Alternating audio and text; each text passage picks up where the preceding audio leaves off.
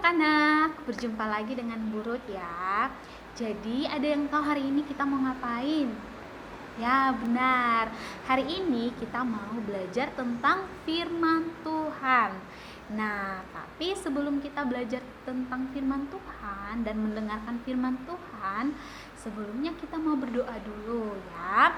Siapkan hati, lipat tangan, tutup mata, duduk yang benar. Kita mau berdoa kepada Tuhan ya. Berdoa mulai.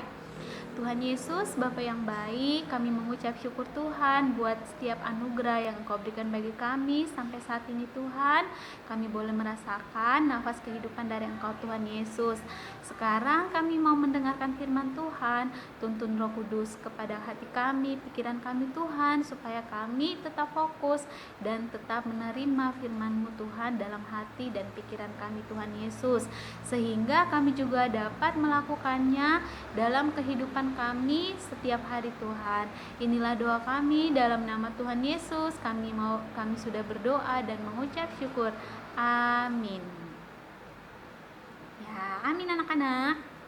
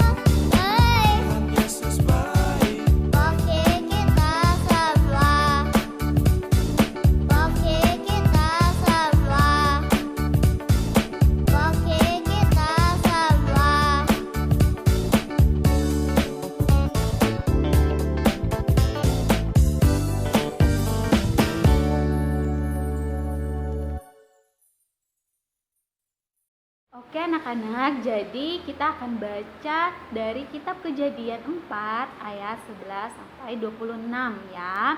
Nah hari ini Burut akan baca sampai ayat yang ke-17. Nah anak-anak di rumah siapkan Alkitab ya, dan baca bersama papa mama di rumah juga ya. Oke, Burut akan baca. Maka sekarang terkutuklah engkau, terbuang jauh dari tanah yang mengangakkan mulutnya untuk menerima darah adikmu itu dari tanganmu. Apabila engkau mengusahakan tanah itu, maka tanah itu tidak akan memberikan hasil sepenuhnya lagi kepadamu. Engkau menjadi seorang pelarian dan pengembara di bumi. Katakan kepada Tuhan, hukumanku itu lebih besar daripada yang kutanggung. Yang ke-14. Engkau menghalau aku sekarang dari tanah ini, dan aku akan tersembunyi dari hadapanmu, seorang pelarian dan pengembara di bumi. Maka barang siapa yang akan bertemu dengan aku, tentulah akan membunuh aku. Firman Tuhan kepadanya, sekali-kali tidak. Barang siapa yang membunuh Kain akan dibalaskan kepadanya 7 kali lipat. Kemudian Tuhan menaruh tanda pada Kain supaya ia jangan dibunuh oleh barang siapapun yang bertemu dengan dia. Lalu Kain pergi dari hadapan Tuhan dan ia menetap di tanah Nod di sebelah timur Eden. Ayat yang ke-17. Kain bersetubuh dengan istrinya dan mengandunglah perempuan itu, lalu melahirkan Henok. Kemudian Kain mendirikan suatu kota dan dinamainya kota itu Henok menurut nama anaknya. Nah, anak-anak, demikianlah firman Tuhan di pagi ini. Biarlah Tuhan Yesus selalu menuntun Roh Kudus untuk menuntun hati dan pikiran kita supaya kita mau selalu mendengarkan firman Tuhan ya.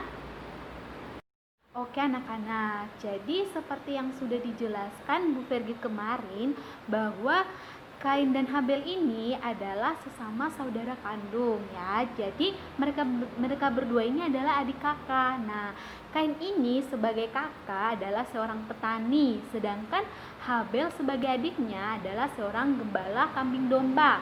Nah, anak-anak, pada suatu hari Kain mempersembahkan persembahan kepada Tuhan, yaitu dari sebagian hasil tanah ya. Sebagian hasil tanahnya dipersembahkan kepada Tuhan. Nah, sedangkan Habel adiknya juga mempersembahkan ya korbannya juga. Nah, persembahan korbannya ini yaitu daging lemak dari anak sulung kambing dombanya ya. Jadi mereka berdua sama-sama mempersembahkan korban mereka kepada Tuhan. Anak-anak, apa yang terjadi? Nah, Allah tidak menerima persembahan dari Kain ya. Allah hanya menerima persembahan dari adiknya Habel. Nah, sehingga Kain sangat marah ya. Nah, akhirnya dia mempunyai rencana yang sangat jahat, yaitu ingin membunuh adiknya Habel. Nah, sehingga suatu waktu dia mengajak Habel ke padang untuk melakukan rencana jahatnya itu, yaitu membunuh adiknya Habel ya. Nah, pada saat tiba di padang, Kain mulai membunuh adiknya Habel ya dengan memukulnya sampai mati. Anak-anak, Tuhan sudah mengetahui perbuatan jahatnya Kain ini. Nah, sehingga Tuhan bertanya kepada Kain, "Nah, di manakah adikmu Habel?" Nah, tapi Kain tidak mau mengakuinya ya. Kain tidak mau mengatakan di mana adiknya Habel ya, adiknya Habel berada. Nah, karena dia sudah membunuh adik kandungnya sendiri anak-anak ya. Dia sudah melakukan perbuatan yang sangat jahat. Nah, walaupun begitu anak-anak, akhirnya Tuhan mengutuk Kain ini, Tuhan menghukum dia ya. Nah, coba kita baca di ayat 11. Maka sekarang terkutuklah engkau, terbuang jauh dari tanah yang mengengalkan mulutnya, untuk menerima darah adikmu itu dari tanganmu. Apabila engkau mengusahakan tanah itu, maka tanah itu tidak akan memberikan hasil sepenuhnya lagi kepadamu. Engkau menjadi seorang pelarian dan pengembara di bumi. Nah, jadi Allah mengutuk Kain karena perbuatan jahatnya itu ya. Jadi dia tidak boleh lagi tinggal di tempat tinggal mereka itu ya. Dia harus mengembara ya. Dia harus keluar dari tanah itu ya. Karena kalau dia tertinggal di situ, apapun yang dilakukannya, apapun yang dikerjakannya tidak akan membawakan hasil apapun ya. Jadi dia harus berusaha sendiri ya. Dia harus seperti pelarian dan pengembara di bumi. Nah, jadi Kain berkata kepada Tuhan Allah nih, "Hukumanku itu lebih besar daripada yang dapat kutanggung. Engkau menghalau aku sekarang dari tanah ini, dan aku akan tersembunyi dari hadapanmu, seorang pelarian dan pengembara di bumi. Maka barang siapa yang akan bertemu dengan aku, tentulah akan membunuh aku." Nah, anak-anak, Kain ini takut. Nah, dia takut kalau dia akan dibunuh oleh orang ketika dia keluar dari tempat tinggalnya ini, dari tanah ini. Nah, apa yang dilakukan Allah kepada Kain? Walaupun Allah sudah menghukumnya ya, Allah tetap melindungi dia anak-anak. Allah itu penuh kasih. Karena walaupun perbuatan jahatnya yang sudah Kain lakukan, Allah tetap melindunginya. Nah, kita lihat lagi di ayat 15, firman Tuhan kepadanya, sekali-kali tidak, barang siapa yang membunuh Kain akan dibalaskan kepadanya 7 kali lipat. Kemudian Tuhan menaruh tanda pada Kain supaya ia jangan dibunuh oleh barang siapapun yang bertemu dengan dia. Nah, Allah tetap melindungi dia dimanapun dia berada, anak-anak. Jadi siapapun tidak akan membunuh dia, ya. Nah, seperti itu anak-anak. Jadi apapun kita sebagai manusia berdosa, dosa kita setelah ditebus Tuhan, ya, dengan dia merelahkan anaknya untuk rela mati di kayu salib untuk menebus dosa kita, ya. Walaupun dosa kita ini sangat besar di hadapannya, ya, tapi dia sudah menebus dosa kita. Sama seperti Kain juga, dia sudah melakukan perbuatan yang sangat jahat, yaitu membunuh adiknya. Nah, namun begitu Allah tetap melindungi dia dari kejahatan apapun sehingga dia tidak dibunuh oleh orang, ya. Nah, anak-anak, jadi sebagai anak-anak Allah apa yang harus kita lakukan? Nah, yang pertama kita kan harus belajar dari kisahnya Kain. Nah, yang pertama kita berani mengakui kesalahan kita kepada orang lain, terutama kepada Allah. Nah, ketika kita berbuat salah, kita berbuat dosa, yang pertama kita minta ampun kepada Tuhan, ya.